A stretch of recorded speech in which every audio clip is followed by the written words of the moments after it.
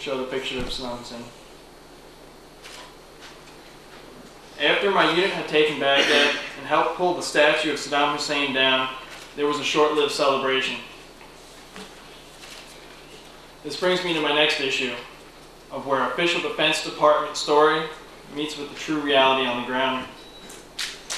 Please show the rooftop picture. On April 14, 2003, Corporal Jason Milio of India Company, 3rd Battalion, 4th Marines, was murdered by a force recon sniper. Corporal Milio had apparently taken off his helmet and was smoking a cigarette at night with his rifle next to him and was mistaken for an insurgent. I had been providing security at night along with several others of my platoon on that roof.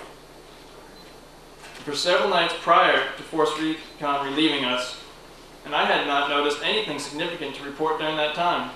There was nothing out there, I hadn't seen anything.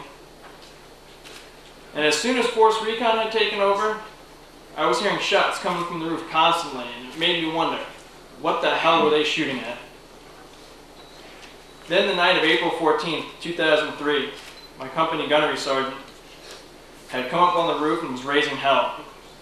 That's when I found out one of the Marines from India Company had been shot by the cowboys from Force Recon. Show a picture of Corporal Milio. Thank you. On my 3rd tour, I had been on the government-issued computer one night and found the investigation case file for the incident on a military web server. The report went on to say that the platoon commander and the sergeant had been derelict in their duty. They failed to do proper routine patrol overlay and negated to send in a position report to let the battalion know where they were at. To my knowledge, no one was reprimanded and some were later promoted. The Defense Department stated that he died from hostile friendly fire and that the incident was under investigation. This is a shocking reminder to everybody about the truth and what really goes on down there compared to what the government's telling you at home. You show a picture of Lance Wolfenese.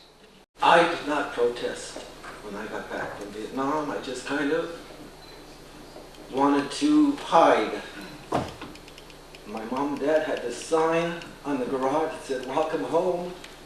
And I wanted to tear that sign down and just hide. Oops. I began protesting right after 9/11. Bush came to Orange County, and my friend Diane said, "Let's go protest." And I go, "Well, I'm not really a protester, but I'll go to protect you." So that's when the memories of Vietnam started to become more vivid, more emotional. And I began getting more involved and becoming an activist. There's a lack of funding for vets right now when they get home. And there is no way that you can help all these vets. There are homeless vets. There are 3 out of 5 homeless are veterans. And there's also Iraq veterans that are homeless now. I remember going to the Winter Soldier planning meeting last year, and one of the Iraq vets said, "I'm going to be homeless because I have no money coming in and I can't find a job." And there was these vets just in the room a few minutes ago. They were saying, "Have you lost your job yet?" I lost my job 1 month after I got back. And it's not because I can't do my job, it's not because I come late, it's just because I have an anger problem. Okay? It was very clear in my mind, and I somewhat took for granted, that the Army would not break me or significantly change me. On my 2nd day in Vietnam, while awaiting assignment to a line unit, I was picked to ride shotgun with some guy who drove around in the countryside in Vietnam running errands. And I wanted a real weapon, and not a 12 gauge, and that was denied. And then I wanted to know what are the rules of engagement. I mean, I've been in Vietnam 28 hours, so give me some guidance here. And they said, well, your job is you're to blow the head off of anyone, a child, an old man, a woman, anybody who looks like they're going to fuck with us. Well, thus began my Vietnam tour. The title of our talk is How Did You Become an Activist? Well, it started when I joined the Young Republican Club in college. And I was a very active member as a Republican. I wrote a lot of articles for the Republican newspaper. And then I graduated a few years later in 1968 from Cal State Fullerton. Had to join the Marine Corps. My uncle was a Marine. And I always had admired the Marine Corps, and I still admire the Marine Corps to this day. And I said, well, I'm not going to miss my war. This is my generation's war, and I'm not going to miss this. So I went through the entire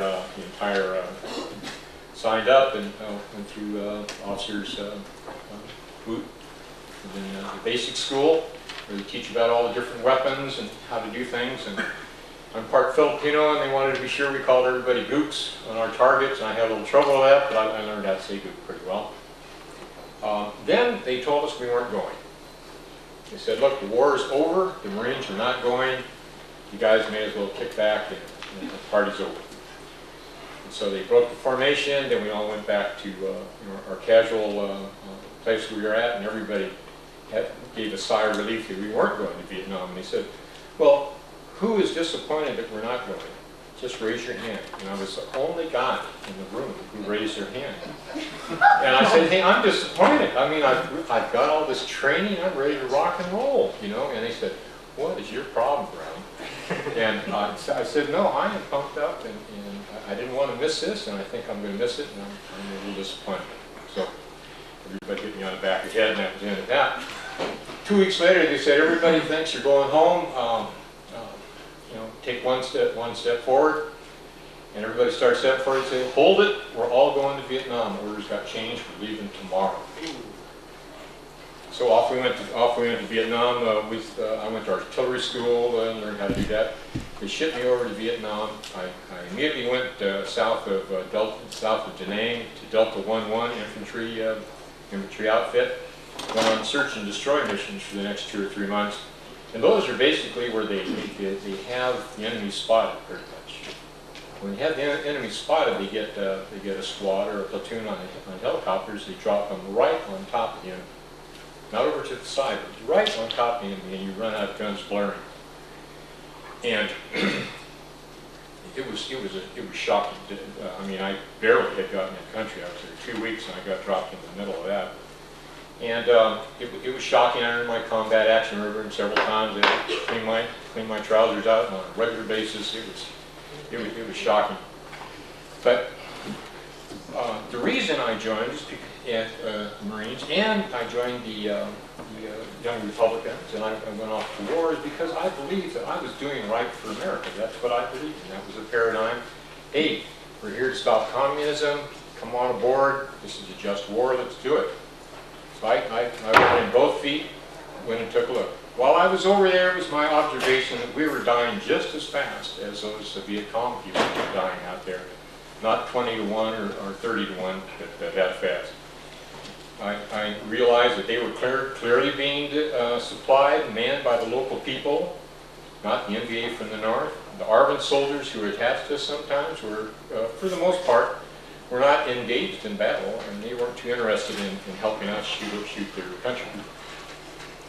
I realized that, hey, what I had joined for and what I was interested in was not happening. I was so disillusioned. And to add to the disillusionment, was the purple Kool-Aid, if you will, that this was all for the good of America, that you were serving your country, and we were not serving our country.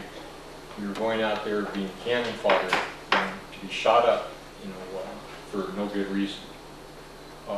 Now I'm back home. I became an activist at the Gulf War. When they started bombing, I could literally hear those people screaming, kids crying. I could hear that when those bombs were going off. I said, I'm not going to stand for it, and I became an activist at that time. I think everybody should be an activist if they don't believe in this. I think you need to quit watching TV. I think you need to stand up and say, you need to stand up.